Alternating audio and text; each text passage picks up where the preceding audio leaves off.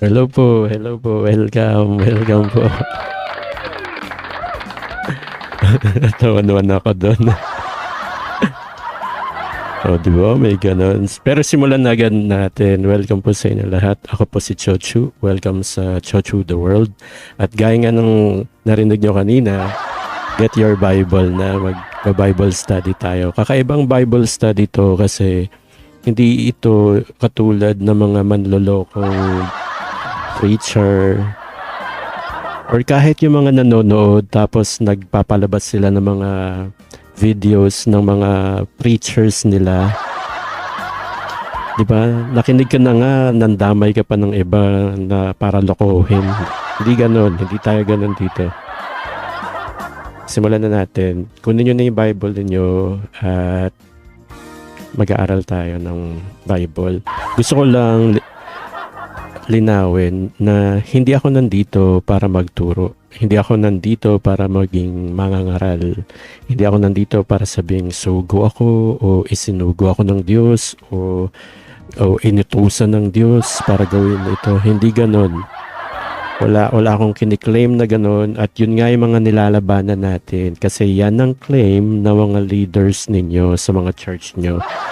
Yan ang ginigiba natin. Kaya wag may magsasabi sa akin na kung ano yung ginagawa ng leader nyo, papasa nyo sa akin. Tigilan nyo ako sa mga ganun nyo. Anyway, magsimula na tayo. Kunin nyo na yung Bible nyo. Marami ang nagba-Bible study. Gumagamit ng Bible, nagbabasa ng Bible. Mostly mga preachers nyo nowadays. Leader mong tao sa church mo, leader mong tao sa congregation mo, leader mong tao sa fellowship mo, pinaglalaanan mo ng oras, dinadayo mo pa, di ba? Ginagasusan mo, pinapakinggan mo. Nagba-Bible study daw kasi yun ang ginagawa daw pag pumupunta sila sa mga church nila, kapag nagkukumpul-kumpul sila. Yan ang ginagawa nila. Pero ang dapat nating malaman doon ganun din ang ginagawa ng kapitbahay mo di ba? Yun din ginagawa ng kapitbahay mo. Yun din ang ginagawa ng kakilala mo, di ba? Yung panganay mong kapatid na lang, yun ang ginagawa. Or yung bunso mong kapatid, ganun din ginagawa. Nanay mo, tatay mo, lola mo, lolo mo, mga kamag-anak mo, ganun din ang ginagawa. Pati jowa mo, di ba? Nagba-Bible study kasi pupunta raw ng church nila, magkukumpul-kumpul sila doon. Pare-pares kayo ng ginagawa. May mga dinadaluhan ding mga churches, di ba? Nagba-Bible study rin daw kasi. Pero isipin mo, bakit iba-ibang mga paniniwala ninyo? Iba-iba tuloy ang mga practices. Iba-ibang mga beliefs, di ba? Iba-iba kasi ang interpretations. Yung mga leader nyong tao, sila kasi ang mga nag-i-explain. Yung mga leader nyong tao, ang pinapakinggan nyo, imbes na si Jesucristo. So sa Mateo 24:5, basahin agad natin yon. Sa Mateo 24:5, ang sabi doon, sapagkat marami ang magsisiparito sa aking pangalan, na mga nagsasabi, ako ang Kristo, at ililigaw ang marami. Heads up na yan mismo ni Jesucristo. May mga magsisiparito sa pangalan niya, ni Jesus Christ. Yan na nga yung mga leader niyong tao sa church niyo. Ipinapangaral si Kristo. Bible ang ginagamit. Pero bakit warning ni Jesucristo? Ililigaw ang marami. Ayan o, nababasa natin dito. Miski sa Bible nyo, nandyan yan. Parehas lang naman yan kung same translation.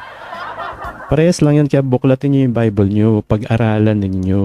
Yung mga leader nyo na pinapakinggan ninyo, kaya kung anong sabihin nila, feeling nyo tama, di ba? Mas maganda, mas safe pag ikaw yung nakabasa. At sabi ni Jesucristo dito, ililigaw ang marami. Ba't ganun? Tanong natin mismo yung guro, si Jesucristo, di ba? Jesus Christ, bakit ganun? Sabi mo, ililigaw ang marami. Ayan, sabi sa Lucas 9:35, at may tinig na nanggaling sa alapaap na nagsasabi, ito ang aking anak, ang aking hirang, siya ang inyong pakinggan. Yan ang sabi sa Lucas 9:35. Diyos naman ang nagsabi nito, si Jesucristo yung bugtong niyang anak, ang dapat lang pakinggan. Bakit kayo nakikinig sa mga leader niyong tao dyan sa church niyo? Diba? Ito yung sagot nung marami. Sabi kasi yung leader namin, sugo daw siya, mangangaral siya, Bible naman yung binabasa. Kaya nakikinig kami, okay lang naman yun. Yun ang sabi nila ng mga ibang taong pumupunta sa mga church nila, nagba-Bible study. Kuno, may warning nga si Jesus Christ. Nabasa na natin kanina. Ayan, no? Sapagkat marami ang magsisiparito sa aking pangalan. So talagang sasabihin talaga nila na naparito kami sa pangalan ni Kristo, dinadala nila yung pangalan ni Kristo. Yun din naman ginagawa ng mga leader nyo, kaya nga yan ngayon sagot nyo, di ba? Tapos, sabi dito, si Jesus Christ mismo ang nagsasabi nito sa Matthew 24:5. Magsasabi ako ang Kristo. Ibig sabihin, yung mga nagsiparitong yon sa pangalan ni Kristo, magsasabi na si Kristo ay si Kristo. Ipapangaral nga si Jesus Christ.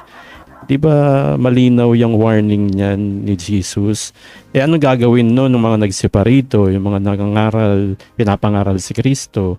Ililigaw lang ang marami. Yun ang sabi, oh. Ang linaw-linaw, ililigaw lang kayo. Tapos, ang sabi ng Diyos mismo, yung Ama niya, at may tinig na nanggaling sa alapaap na nagsasabi. Ito mo yung tinig galing sa alapaap na yan, ha?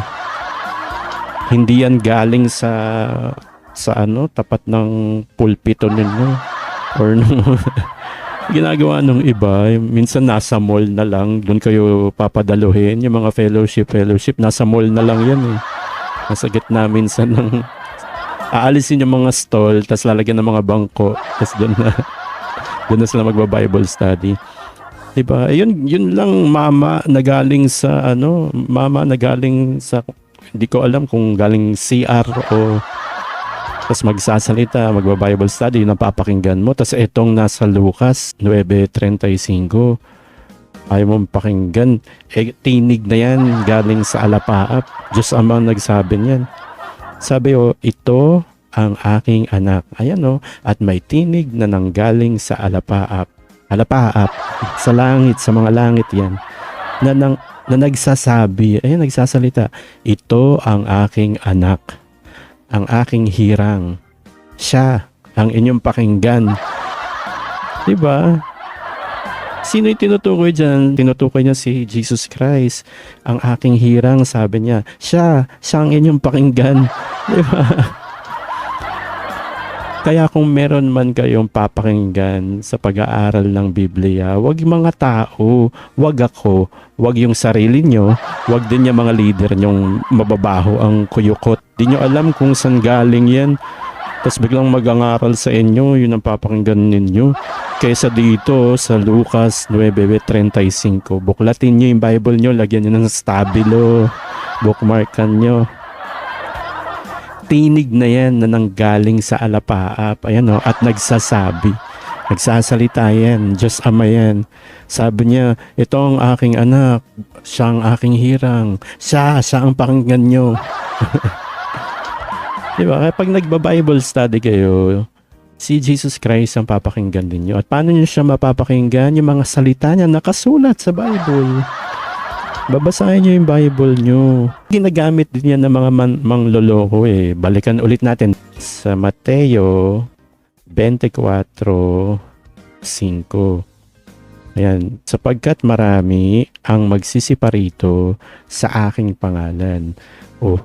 Ipapangaral talaga si Kristo. Yung mamang nasa tapat nyo na magsasabi, magba-Bible study tayo.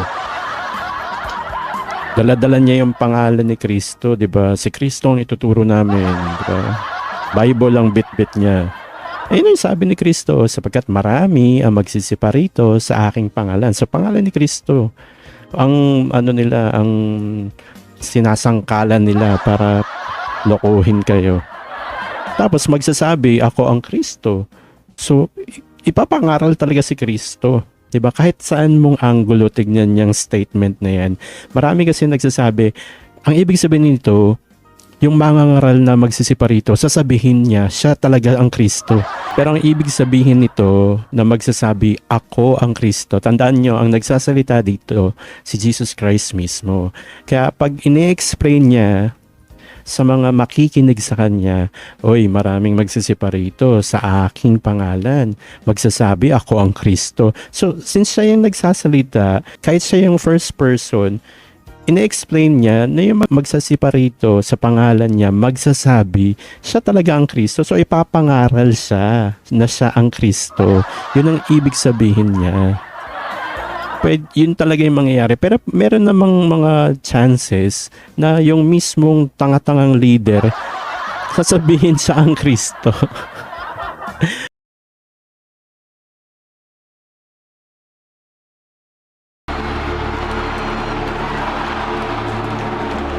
There are a number of would-be messiahs who claim exactly that, and few are more physically convincing than a former Russian traffic cop named Sergei Torop. In the woods of rural Siberia, he is known as Vissarion, the teacher, and around 5,000 disciples live around him, growing their own food and feasting on his every word. Meanwhile, in London, David Shaler says he is the true Lord of Lords. That doesn't bother me because I was chosen by God.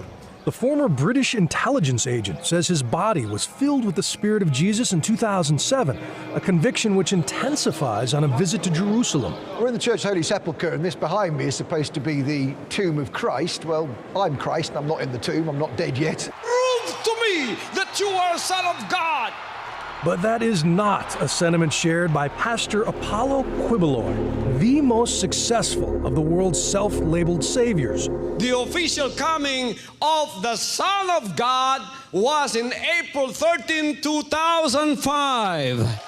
He was an obscure evangelist from the rural Philippines until 2005, when he announced that God had appointed him Christ on earth. Meron talagang nagsasabi, ako si Jesus Christ. Yung mga ganun, di ba? Yung mga baliw-baliw. Mga siraulo.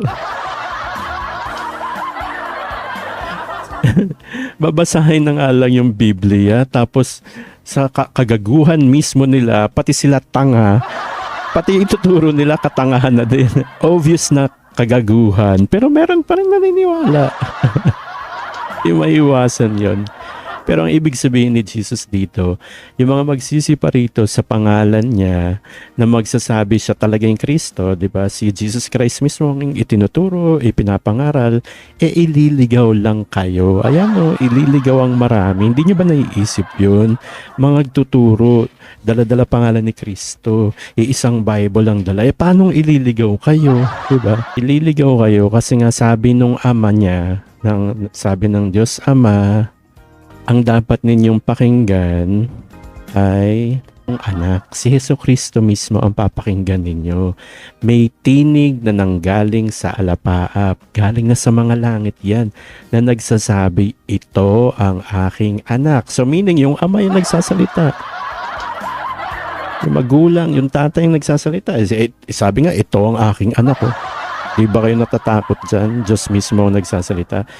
Ito ang aking anak, ang aking hirang. Siya ang inyong pakinggan. Siya talaga. Si Jesus Christ ang papakinggan mo, hindi yung mga leader mo na nagtuturo about Jesus Christ, about mga dala-dala nila ang pangalan ni Kristo, kay Kristo sila, pero ililigaw lang kayo kasi. Diba? Aralin pa natin lalo. Diba? Paano mangyayari yun na dala-dala yung pangalan ni Kristo, itinuturo si Kristo, gaya ng ginagawa ng mga leader nyo sa mga church nyo, pero ililigaw ang marami. Di tanongin natin mismo yung anak. Jesus, paano ba yan? Anong ibig sabihin nyo dyan? Kapag nagba-Bible study kasi, ang dapat mong gawin ay kay Jesucristo ka makikinig. Kapag nakasulat sa Bible na mga salita ng Diyos, pakinggan mo yon. Diba? Oo, nagbabasa, gumagamit nga ng Bible yung mga leader mong tao sa church mo. Ibig ko ba sabihin nun, wag mo sundin? Yun ba ibig sabihin ko dun? Yung salita ng Diyos sa Bible ang pakinggan mo. Hindi mismo yung leader mo. Hindi ang leader mong tao sa church mo ang papakinggan mo. Kasi kahit sinasabi nila si Jesucristo, inililigaw lang kayo ng mga yan. Paano? Dito sa isang verse sa Colosas 2:8. Kayo'y magsipag-ingat. Baka sa inyo'y may bumihag sa pamamagitan ng kanyang filosofiya at walang kabuluhang pagdaraya ayon sa salit-saling sabi ng mga tao, ayon sa mga pasimulang aral ng sanglibutan at di ayon kay Kristo. O, di ba? Merong mga aral talaga na filosofiya lang eh. Filosofiya lang, hindi ayon kay Kristo. Mga tradisyon, mga salit-saling sabi ng tao ang itinuturo. Nagpapasok sila ng mga aral na hindi ayon kay Kristo. Nag-i-inject sila. Sino yun silang yun? Yung mga leader nyo sa church nyo. Nag-i-inject sila ng mga sarili nilang filosofiya at walang kabuluhang pandaraya ayon sa salit-saling sabi ng mga tao. Mga traditions ng tao tinuturo nila na hindi ayon kay Kristo. Isipin nyo yun. Yun na yung proof, no? Yun na yung evidence, yun na yung hint, yun na yung clue sa sinasabi ni Kristo. Kapag may isang tao, dala-dala pangalan ni Kristo, itinuturo, ipinapangaral si Kristo, saan siya magfo-fall na ililigaw kayo kapag nangangaral na yan ng labas sa Bible? Binabasa nga sa Bible, tapos biglang susundutan ng sarili niyang filosofiya, sarili niyang tradisyon, ituturo sa inyo. Diba? Yun ang ginagawa ng mga leader nyo dyan sa mga peki nyong church. Kaya ang nangyayari, iba-iba na kayo ng mga beliefs, ng mga paniniwala, iba-iba ng mga practices, iba-iba yung mga religion, diba? Kasi imbes na kay Kristo kayo makinig, sa mga nagsiparitong nagsasabing na parito sila sa pangalan ni Jesus, na ipinapangaral nila si Jesus, pero inililigaw lang talaga kayo ng mga yan. Kahit gamit-gamit nila yung Bible, mga sarili nilang filosofiya ang ipinagtuturo ng mga yan sa inyong lahat. Wala na akong masasabi pa. Yung iba naman na tuwang-tuwa dun sa napakinggan nilang filosofiya ng leader nila, yung mga tradisyon, salit-saling sabi lang, ibig sabihin chismis lang, na record nila, ganyan. I-share pa sa mga YouTube, sa mga Facebook, sa mga social media accounts nila. 'Di ba? Parang mga tanga. Yung panloloko sa kanya ng leader niya sa church niya. Bidang-bida siya doon, tiwalang-tiwala siya. So i-share niya, 'di ba? Ipapangaral din niya sa iba. O yun, kumalat na rin. May napanood akong ganyan na nandidiri ako. Kapal lang mukha. Hindi lang pala leader ang ganyan. Pag naloko din yung mga member na yon na bidang-bida sa leader nila, yun, bidang-bida rin sa sarili nila, ikakalat din yung kalokohan ng leader nila. Kaya wala tayong maaasahan sa mga ganyan. Kaya kailangan kong mag-upload ng video ganito di ba? Panlaban man lang sa mga katarantaduhan ng mga yan. Mga kalokohan ng mga yan. Diba? Isipin nyo, iba-iba yung religion nyo tuloy, diba? Jowa mo, iba sa religion mo. Iba kayo ng beliefs. Madami. Magulang mo nga lang, magkaiba kayo ng paniniwala, diba?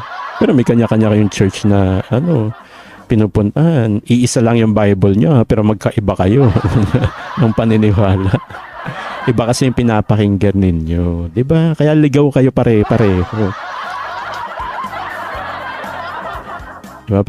Kaya para hindi kayo mailigaw ng mga gagong leader nyong yan sa mga church nyo na nagtayo ng mga peking church, tas kung saan nila kayo kumpul-kumpul. Yung mga salita ng Diyos ang inyong pakinggan. Sa salita ng Diyos kayo makinig. Hindi sa mga leader nyong siraulo. Siraulo talaga yan. Magbasa ka ng Bible mo. Pag galing sa Bible at nabasa mo, pakinggan mo yon. Tuparin mo yon. Safe na paraan yon. Pero once na naglitanya na ang leader mong tao at nagpasok na ng mga sarili niyang filosofiya, mga salit-saling sabi ng tao, mga chismis, itinuturo sa inyo, wala na sa Bible yun. Halimbawa, uminom kayo ng ihi kasi healthy yan. Yung pastor ng baptisma, panghiraw tayo.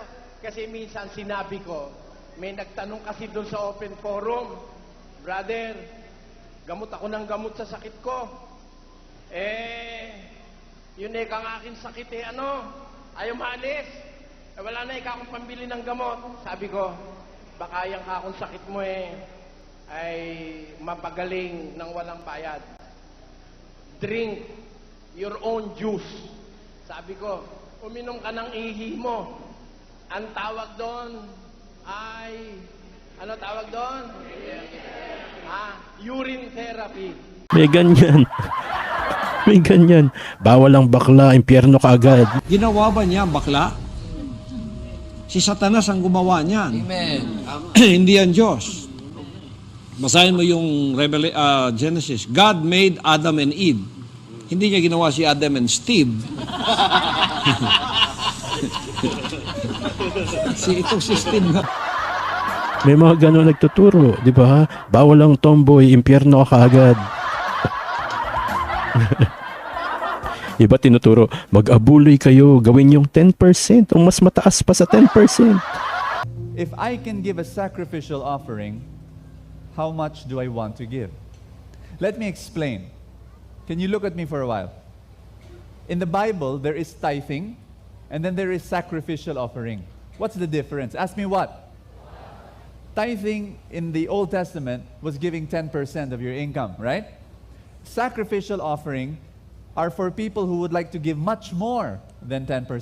You call that sacrificial offering. When you go out of this door here, people will give you my 3-page letter inviting you to give a sacrificial offering. God has given us a task. I'm going to ask you this question. Have you been blessed by the feast? Has it changed your life? Has it made you grow? Has it blessed your families? Brothers and sisters, what we want to do is we want to multiply this feast to all over the world. May ganyan, mga ng filosofi, sarili nilang explanation. Bawal kayo pilitin sa pagbibigay ng abuloy, pero pwede namin kayong kulitin. Kukulitin namin kayo, magbigay kayo. Pero bawal kayong pilitin, ha? Hindi namin kayo pinipilit, pero kukulitin namin kayo. Siraulo. Don't tell me, mga taga-MCGI, hindi kayo ganyan. May turong ganyan. Ang itinuturo, aral ni Kristo, di ba? Magbigay ng ayon sa ninanais o sinasabi ng puso, sariling kusa. Ganyan, yan ang aral. Nasa Bible nakasulat. Tapos biglang i-injection na ng sarili nilang filosofiya at saling-saling sabi ng tao. Kasi inuutusan sila ng leader nilang tao lalo na yung mga nasa ilalim ng mga pangangasiwa ng namumuno ng brother nila. Merong mga manggagawa pang sa ilalim, mga sip-sip sa panel, mga pinapalamon gamit yung pera ng maabuloy.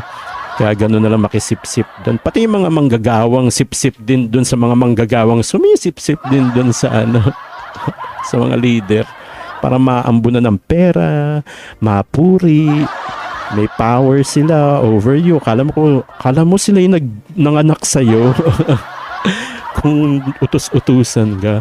So, iaaral nila, mag-abuloy kayo ayon sa inyong mga puso. Ganyan po ang abuloy. Pero pwede namin kayong kulitin, ha? Hindi namin kayo pipilitin. Bawal pilitin ang mga kapatid sa pagbibigay. Pero kulitin nyo, ha? Kulitin nyo para magbigay. Yan, don't tell me, MCGI, kina-call out ko yan.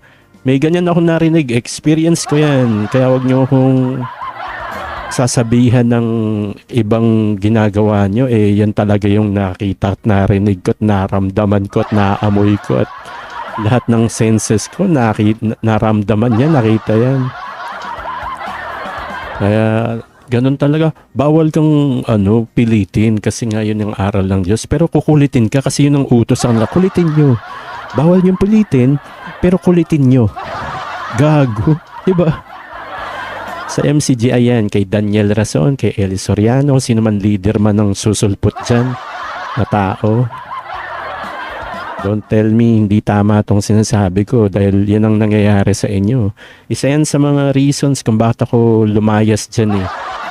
Kakapal ng mga muka.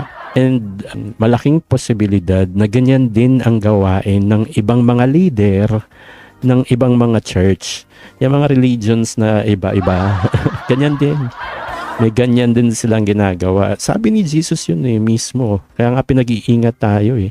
May mga nagsusundot ng mga sariling filosofiya at salit-saling sabi ng tao na hindi ayon kay Kristo. Kaya ililigaw kayo ng mga yan. Diba? Biruin mo. Bawal pilitin kasi nga kusang loob dapat ang abuloy. Pero pwede kayong kulitin. Yun ang aral. Kulitin ninyo. Siraulo talaga. Gusto kong magmura ngayon. Pero tapusin muna natin to. Pag tapos na, tsaka na ako magmumura. Pag off cam na, doon ako magmumura. Off cam, wala naman akong picture dito.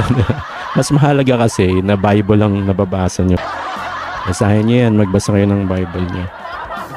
Diba? Tapos, ituturo pa, sugo, hindi ka masyado sumasabog yung mic. Sabi, sugo ang mga namumunong tao sa church nyo, kaya bawal na bawal nyong banggain o salungatin. Mas matalino pa ba kayo sa honor, ha? Yan yung mga turo nilang yan. Sugo daw, mga mangaral ng Diyos daw, wag daw babanggain. Kaya kung ano ang salita ng mga leader na yan, ng mga namumuno nyo sa church nyo, wag nyong babanggain. Yun yung tama, wag nyong sasalungatin. Biruin nyo yun, yan ang tinuturo sa inyo. Kaya ililigaw talaga kayo niyan. 'Di ba? Bawal yung banggain, bawal yung salungatin ang inaaral niya sa inyo, etc., etc., etc. Matuto kang mag-discern. Kailangan marunong kang tumingin kung kaninong salita ang napapakinggan mo. Kung sa Diyos ba o sa tao lang ba? Ganyan, pag nagba-Bible study, kaninong aral itong naririnig mo, 'di ba? Kay Kristo ba o sa taong leader mo lang ba? Diba? Kapag nakasulat sa Bible, tanggapin mo yun. Sinabi niya, lumabas sa bibig niya, pero sa kanya ba yun? Hindi, nabasa niya yun. Nabasa mo rin, di ba? Sa Diyos yun, nabasa mo eh. Pero pag nagsimula ng maglitanya yan ng mga filosofiya at kanya-kanyang saralit-saling sabi ng mga tao, invento, ay mag-ingat ka na doon. Pinag-iingat ka ng Diyos doon. Kaya nga, nagba-Bible study kasi pinag-aaralan, sinasaliksik mo ang Bible. 'Di ba? May mga kasalutan na kung saan matibay ang evidence mo kung doon ka magbabatay ng paniniwala mo. Mga nakasulat na mga salita ng Diyos, nakasulat sa Bible yan. Ang babasahin mo dapat. Yan ang pakikinggan mo dapat. At yan ang tutuparin mo dapat. 'Di ba? Pag hindi ayon kay Kristo ang pinagsasasabi ng leader mong tao sa church, huwag mong pakikinggan yung leader mong yan. Huwag mong susundin. Dahil hindi nga nakasulat sa Bible yung itinuturo niyang peking leader mo, tapos nagmamatigas ka pa rin, hindi na nga nakasulat ang sinasabi ng leader mong tao sa church mo, tapos yun ang sinusunod mo. Heads up nga ni Kristo, ililigaw lang kayo ng mga yan eh. Nabasa natin paulit-ulit kanino. Diba? Kahit na dala-dala nila pangalan ni Kristo, pinangapangaral si Kristo, ililigaw ang marami. Maraming ililigaw yan. Marami yung religions, iba-iba eh. Iba-iba yung leader oh. Paramihan pa sila ng mga members nila, mga nagrarally pa yan minsan. Marami kami, milyon kami. Gago. Pare-pares lang naman kayo mapupunta sa ano niyan, impyerno kung ayaw niyong lumaya sa mga yan. Mga filosofiya ng mga leader niyong tao ang pinapakinggan ninyo. Hindi kayo natatakot. Hindi kayo natatakot sa Diyos. Mas natatakot kayo dyan sa leader niyong gago. Baho din ng pusod niyan eh. Di mo alam, mabaho rin paa niyan pag naghubad ng sapatos. Kahit mamahalin pa yung sapatos at medyas niyan, may alipongaret, mabaho paa niyan. Umuutot din yung leader mo, baho rin ang utot niyan. Diba? Mamamantika yung mga kinakain. Kung ano kinakain. Ice cream, kung mga donut, mga kape-kape, Starbucks, yan. Pag umutot yan, amuin mo, baho. Tapos yan ang susundin mo, tanga ka. Dun sa isang nabasa nating verse kanino, nagsalita mula sa alapaap, may tinig galing sa alapaap. Ang Diyos yun, tas hindi kayo natatakot dun sa nakasulat dun. Ang sabi niya, ito ang sinisinta kong anak, hinihirang kong anak, siya ang inyong pakinggan. O si Jesus daw pakinggan mo, tapos di ka natatakot dun sa nasawayin yun, ang panapakinggan mo, yung leader mong mabaho, ang kilikili, hayop kayo. Mga buwisit. Mga nagtuturong uminom kayo ng ihi, di ba, kadiri? Don't tell me rin na hindi nangyari yan. May ganyan talaga. Saksing buhay ako sa mga ganyan. Mga buwisit na leader, nakakasaka.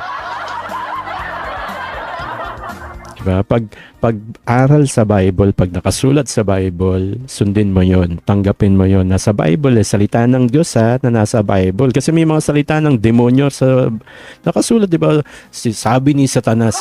Nakasulat din naman yung sinasalita ni Satanas sa Bible. Pero hindi yun ang anuhin mo, yung mga salita ng Diyos sa Bible. Ang susundin, ang tatanggapin, ang babasahin, ang tutuparin mo. Okay? Hindi ang mga salita ng demonyo, salita ng leader mo, filosofiya nila. May mga ganyan din, mga nakabalabal tuwing linggo, mga filosofiya nila. Ultimo politiko, politika pala. Susundutan nila ng diba? Pinag-aaralan nyo, Bible study nga. Kaya nga nagkumpul-kumpul yung mga tao dyan kasi gusto makarinig ng about Bible. Tapos biglang susundatan mo ng, ng politika. Si Raulo. Leader nyo yan sa mga church nyo. Huwag mong sabihin mali itong sinasabi ko observation ko linggo-linggo nakikita ko yung ganyan ng leader nyo, diba? Minsan Miyerkules, minsan Sabado. Hindi ko kasi alam kung anong araw na yung nila samba, simba. Pagkukumpul-kumpul na lang ang tawag ko doon Ayan. So, ulitin natin. San kayo dadalhin ng mga leader nyong yan? Yung mga taong manlolokong yan, ng mga mababaho ang kuyukot, saan kayo dadalhin ng mga yan? Na nagsasabi, aral ni Kristo ang ipinapangaral nila, Bible ang gamit nila, na nagsiparito sila sa pangalan ni Kristo, pero nagpapasok ng mga sarili nilang mga filosofiya, mga nagtuturo sa inyo ng mga tradisyon ng mga tao na hindi ayon kay Kristo. San kayo dadalhin yan? Sabi sa Mateo 15:14, pabayaan ninyo sila. Sila yung mga bulag na taga-akay. Ayan, bulag na taga-akay daw yung mga leader niyo. Pabayaan niyo sila. At kung ang bulag ay umakay sa bulag, ay kapwa sila mga huhulog sa hukay. Hindi ako nagsabi niyan, nabasa natin yan. Buksan niyo rin Bible niyo, Matthew chapter 15 verse 14. Pabayaan niyo sila, yan ang sabi. In English, tingnan natin kung pwede. Mabilis ba pag English? Let them alone. In English, itong nasa kanan. Side by side ko na lang para may Tagalog sa kaliwa, English sa kanan. Para sa mga konyo nating viewers. Sabi sa Matthew chapter 15 verse 14, let them alone. They be blind leaders of the blind. Tingnan mo, leaders, blind. Blind yung leaders, tapos leaders sila ng mga blind din. Let them alone, sabi ni Jesus. They be blind leaders of the blind. And if the blind lead the blind, both shall fall into the ditch. Sa hukay talaga kayo. Hukay ang bagsak ninyo dyan. Sa hukay ang bagsak mo. Pag yung mga peging leader niyong tao sa church mo, diyan ka nagpaakay. Ang linaw sa Mateo 15:14. Sa hukay ang bagsak mo niyan. Peging leader niyong tao sa church mo ang umaakay sa'yo, tapos nagpapaakay ka naman, para kang tanga. Sa kamatayan kayo dadalhin ng mga yan. Inililigaw kayo ng mga leader nyo sa church nyo kasi imbes na sa daan ng buhay, di ba, kabuhayan, daan ng buhay ka mapunta, sa hukay ka nga dadalhin nga. Yan nga, nabasa natin, may Tagalog na dyan sa verse na yan, pati English magkatabi na. Kasi ayaw nyong pakinggan yan nga yung nakasulat. Makikinig kayo sa mga taong bulag na leader nyo na kung ano-anong tinuturo. Saan kayo dadalhin yan, di ba? Sabi ng Diyos, sa hukay. O di, imbis na sa daan ng buhay ka mapunta, sa hukay kayo dadalhin ng mga yan. Kaya, yun yung warning mismo ng bugtong na anak ng Diyos. Yun yung warning ni Jesus Christ sa atin. Na pag hindi ka tumigil sa pakikinig dyan sa peke mong leader, kasi nga sabi ng ama niya, ng Diyos Ama, 'di ba? Doon sa Lucas nabasa natin kanina, siya ang inyong pakinggan, yung anak, 'di ba? Siya ang sinisinta kong anak. Siya ang inyong pakinggan. Si Jesus Christ dapat ang pakikinggan mo, tapos sa leader mo ikaw makikinig, para kang tanga. 'Di ba? Balik tayo sa Mateo 24:4. Sabi sa Mateo 24:4, at sumagot si Jesus at sinabi sa kanila. Ulitin ko, sumagot si Jesus at sinabi sa kanila. Ayan, si Jesu Cristo mismo nagsasabi dyan at sumasagot. Mag-ingat kayo na huwag kayong mailigaw nino man. Kasi kung hindi si Jesu Cristo ang magsasalita, 'di ba? At sasagot, maililigaw kayo nung ibang sasagot.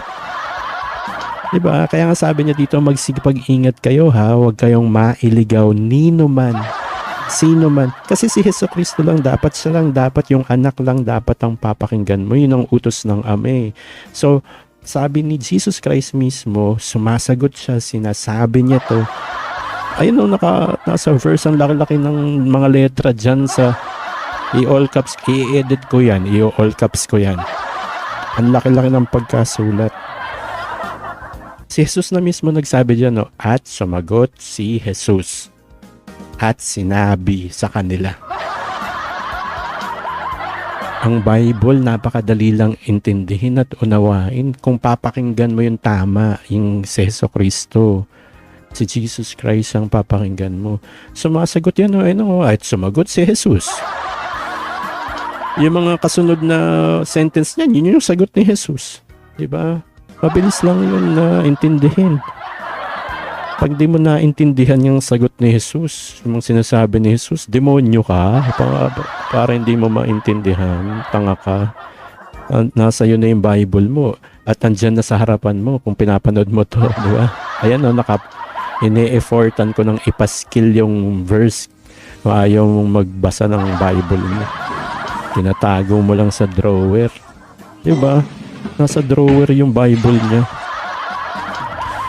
Yung iba, nasa ilalim ng unan lang yung Bible niya. Parang hindi ako managinip ng nakakatakot. Ilalagay ko yung Bible. Kung kanino mo narinig yung aral na yan, ha? Sa leader mo? O salit-saling sabi ng mga tao. Di ba yun yung sabi? Mga tradisyon. Di ba? Itong Bible na ito, ilagay mo sa altar dyan, mataas sa kisame. Parang tanga. Tapos inaagaw na yung Bible doon. Di man lang na binabasa. Sira ulo yung mga ganyan. Kanino nyo natututunan yan? Salit-saling sabi ng mga tao, mga filosofiya. Diba? Na hindi ayon kay Kristo. Yun yung nabasa natin kanina. Ito sa Matthew 24:4, pinag-iingat tayo ng Diyos. Si Jesus mismo nagsabi, sabi niya, at sumagot si Jesus at sinabi sa kanila. Yun, di ba? Sagot ni Jesus. Sinasabi sa kanila. Nagsasalita si Jesus. So, mag-ingat kayo. Mag-ingat kayo. Sabi ni Jesus. Ano sabi niya? Ba't tayo dapat mag-ingat? Mag-ingat kayo na huwag kayong mailigaw. Nino man. Nino man yan, oh. Nino man.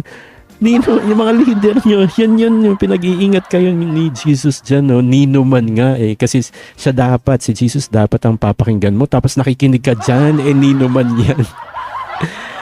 Di ba mag-ingat kayo na huwag kayong mailigaw. Nino man. Ako, ang linaw sa akin, parang naririnig ko si Jesus tuwing binabasa ko itong mga Bible. Lalo na ito, pag may mga premise, may mga preface na ganyan, sumagot si Jesus. Sinabi ito ni Jesus. Ipinaliwanag ito ni Jesus. Nasa mga Bible yun. Tapos yung mga susunod na sentence, yun na yung mga sinabi ni Jesus, sinagot ni Jesus, in-explain ni Jesus. Tapos tuwing binabasa ko yun, naririnig ko si Jesus, yung tinig niya. Ako lang ba yung ganon pag nagbabasa ng Bible? Basahin nyo rin kasi Bible nyo. Huwag nyo ilagay sa kisame ng altar nyo. Yung altar nandun sa sulok ng bubong ay ng kisame nila ang taas-taas. Titirikan ng mga electric na kandila. Di ba yung mga, hindi yung kandila ngayon kasi baka magkasunog pa, di ba? Yung mga hugis kandila tapos sinasaksak mo lang tapos parang yung mga kislap-kislap na andun yung mga puon-puon nila tapos andun nakasiksik yung Bible na inaagiw. Binabahayan ng butiki, iniitlogan ng mga butiki, inangat-ngat ng daga, inaanay na yung Bible. Nandun sa tuktok sa sulok ng kisame nila. Ayaw basahin. Nasa drawer, nasa baul. Bible mo nasa baul, nasa ilalim ng unan, ng kama. Sira ulo yung mga ganyan. Ayaw niyong basahin. Ito, maglilinggo na naman. Dapat nga araw-araw nagbabasa kayo ng Bible, di ba? Kahit makasalanan tayong mga tao. Hindi ibig sabihin nun, bawal ka na magbasa ng Bible mo. Masusunog ka ba? Ba't ka mahihiya eh? Di ba? Mas kailangan mo nga yan dahil makasalanan ka. Di ba? Kailangan mo lalong mapatawad. Huwag kang mahiyang magbasa ng Bible at mag-share ng salita ng Diyos. Pero kung ang isi-share mo ay mga filosofiya at salit-saling sabi ng mga tao na hindi ayon kay Kristo, tulad ng ilagay mo ang Bible mo sa altar, sa sulok ng kisame, sa isang lugar na hindi mo maaabot. Hayaan mo yung mga agiw, yung mga sapot ng mga gagamba. Hayaan mong saputan yan ng gagamba. Ang sira ulo, wala na akong masasabi sa ganyan. Tapos kayo yung mabait. Mga demonyo nga kayo, mga hayop. Diba? Ako, sinasabi ko magaspang ako magsalita. Inaamin ko yan. Pero it doesn't mean na hindi ko alam sinasabi ko. Mas may sense ang sinasabi ko kaysa sa mga reasonings ng mga leader niyong tao. Lalo na yung ibang mga bashers natin. Sa ibang araw na nang natin gagawin yung answering comments live. Bible study ito na kakaiba. Magpatuloy na natin. Ayan, sumagot si Jesus at sinabi sa kanila, ingat kayo ha, na huwag kayong mailigaw nino man. Huwag kayong mailigaw nino man. Tapos, ituloy na rin natin sa 24:5. Diba? Sapagkat marami ang magsisiparito sa aking pangalan. Yun ang sabi ni Kristo. Sapagkat marami ang magsisiparito sa aking pangalan, magsipag-ingat kayo kasi ililigaw kayo niyan. Yan yung mga nino man na tinutukoy ko. Magsasabi si Kristo ay si Kristo, di ba? Yung sabi niya dyan, magsasabi ako ang Kristo. So ipapangaral talaga na si Kristo ang tagapagligtas natin. Itong church na ito ay pinapamunuan niyang leader na mabaho ang kuyukot na yan ay sa Diyos yan, kay Kristo yan. Pero ang mismong warning ni Jesus Christ, yung anak ng Diyos, yung bugtong na anak ng Diyos, ililigaw ang marami. Ayan sa hukay kayo dadalhin ng mga yan. Wala na akong masasabing kahit ano pa, nino man yan, sila yung mga tinutukoy na nino man, yung mga leader nyo. Yan ang sabi mismo ni Hesus Kristo, ingat kayo na huwag kayong mailigaw nino man.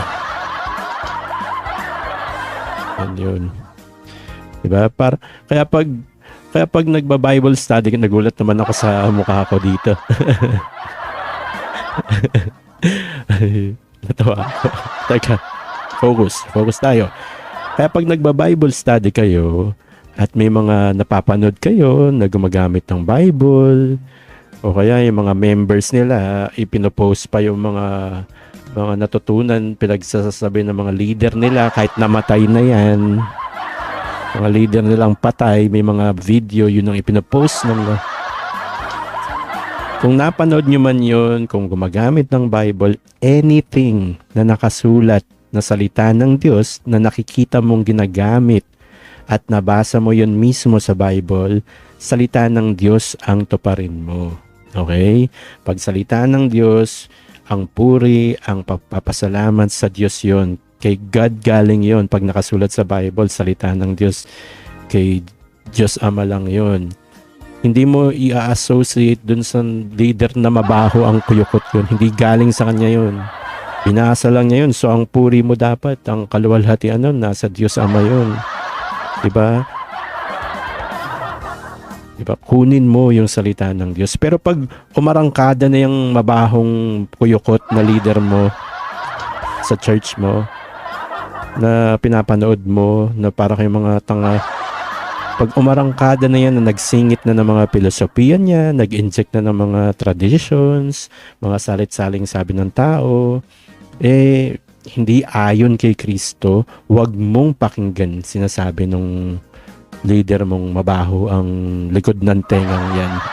Kasi imbes na buhay ang mapuntahan mo, ililigaw ka ng leader mong yan. Yung leader mong tao sa church mong yan, papunta yan sa hukay.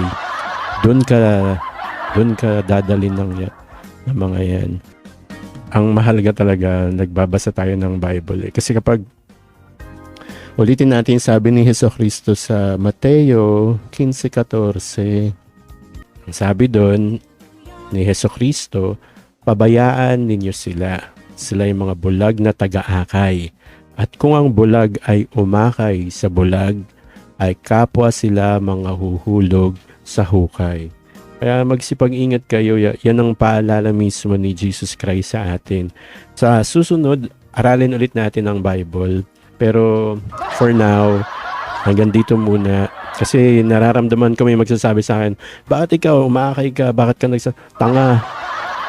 Trabaho ko ba yun? Nag-aakay ba ako? Gago ka. Nag-share ako ng mga nasa Bible, pinagbubuklat ko nga kayo ng Bible. Pinapasungkit ko nga sa'yo yung Bible mo na inilagay mo sa kisame nyo eh. Diyan sa altar nyo na hindi maabot-abot. Puro sapot na ng gagamba. Yun ang reason ko ba't ako nag-upload ng ganito at ba't ako nagsasalita. Hindi para mangaral, o hindi para mangakay, hindi para magturo, hindi para sabing sugo, isinugo, o inutusan ako ng Diyos. Hindi ko ginagawa yun. Gawain yan ng mga peke yung leader na nagsusundot ng mga filosofiya nila at salit-saling sabi ng mga tao para iligaw ka, tanga ka. Okay? Hanggang dito muna tayo.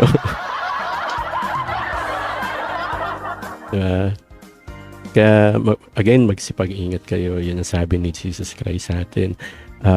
For now, nalaman naman natin yung matinding warning ni Jesus Christ pagdating dyan sa mga peking leaders na yan, mga nagtuturo sa inyo. Kaya pagdating sa pagba-Bible study, kahit sino pang leader yan, kahit ano pang religious groups ang ina-attendan nyo, pinapanood nyo, o sinasamahan nyo, balikan nyo yung mga verses na nabasa natin sa video na to at unawain ninyo, pakinggan ninyo mismo si Jesucristo. Warning yan ni Jesus Christ. Kaya sundin nyo yun, okay?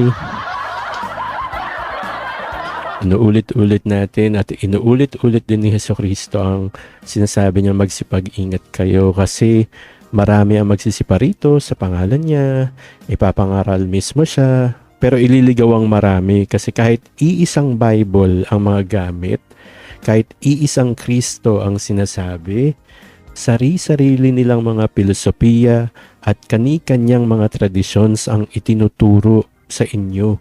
Kaya iba-iba kayo ng practices. Diba? Kaya iba-iba kayo ng religion. Mga nanliligaw yung mga leader nyong yan sa church nyo. Papunta lahat yan sa hukay. Yan ang sabi ng Biblia, yan ang warning ni Jesus Christ. At kung ayaw mo mamatay, ikaw, nakikinig ngayon, ikaw, kung ayaw mong mamatay, kay Jesucristo ka lang makinig. Diba? Siya ang sundin mo, siya ang pakinggan mo, yung mga salita niya na nakasulat sa Bible ang basahin mo. Sa mga ganitong klaseng Bible study ka sumama. Diba? Mag-aral ka kaysa sa mga ibang palabas dyan na ibinibida mga sarili nila.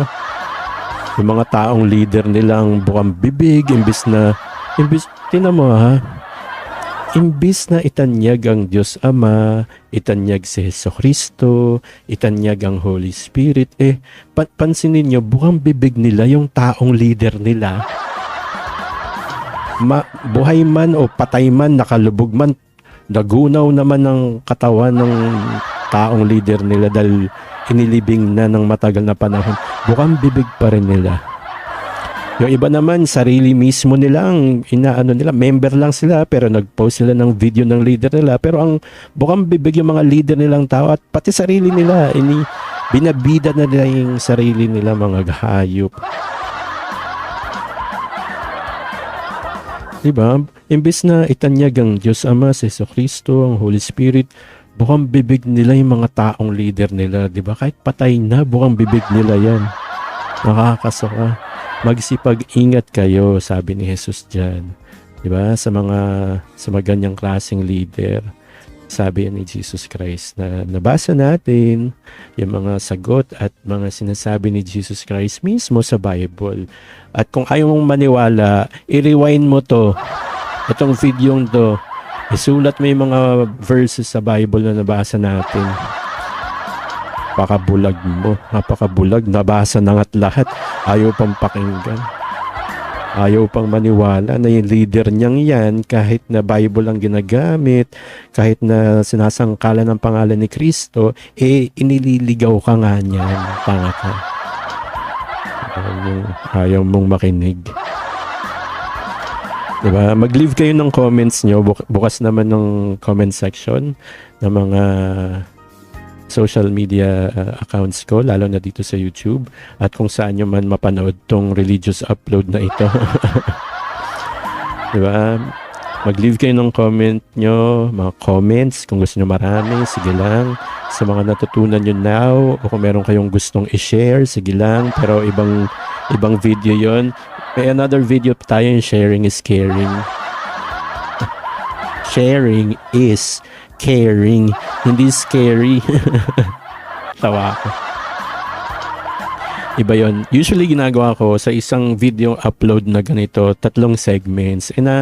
Nakakalito pero pa isa-isa natin. Pero ewan natin kung pag-iisahin natin o pag-ihiwalay-hiwalayin natin. For now, itong Bible study ang i-upload natin.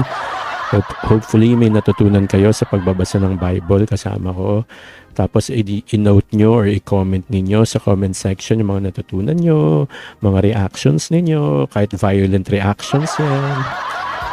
Tapos yung gusto nyo pang aralin next time, pwede din. Kung gusto may mga topic kayo na gustong aralin, may mga observations kayo about sa mga verses at about sa mga leader nyo nga sa mga churches nyo, mga napapansin nyo, ganyan. Kahit ipagtanggol nyo, sige, lalabanan ko kayo, babasahin ko yung comments nyo. Pero dun yun sa isa pang segment natin na answering comments live, ha? Iwan nyo lahat dyan sa comment section, sige. Okay lang yan. God willing, if mabigyan tayo ng lakas at pagkakataon, sabay-sabay tayong mag-aral ng Bible next time, okay? Tapos na po tayo. Okay na yan. Magbasa kayo ng Bible nyo. Yun ang aking palaging sinasabi. Yun ang advocacy ko. Ang magbasa ng Bible ang mga tao. Ma-inspire mga tao na mag-aral at magbasa ng Bible. Kahit makasalanan tayo, huwag kayong mahiya. Mas lalo dapat tayong magbasa ng Bible kasi nandun yung pagpapatawad ng ating mga kasalanan. Nandun si Jesus Christ di ba? Huwag tayong mahiya magbasa ng Bible. Okay, so hanggang sa susunod po, enjoy the rest of the day. Keep smiling. Always pray. And I'll see you on the next video. Bye-bye. Ayan, maraming salamat po sa pakikinig. Kung nagustuhan nyo yung video na to, you can click the like button. At gaya ng sabi ko kanina, you can leave a comment sa lahat ng social media accounts ko. Nakapublic naman po lahat yun. Bukas naman po yan sa lahat ng mga suggestions o questions or your opinions. Ayun po, hanggang sa susunod na video. Bye-bye.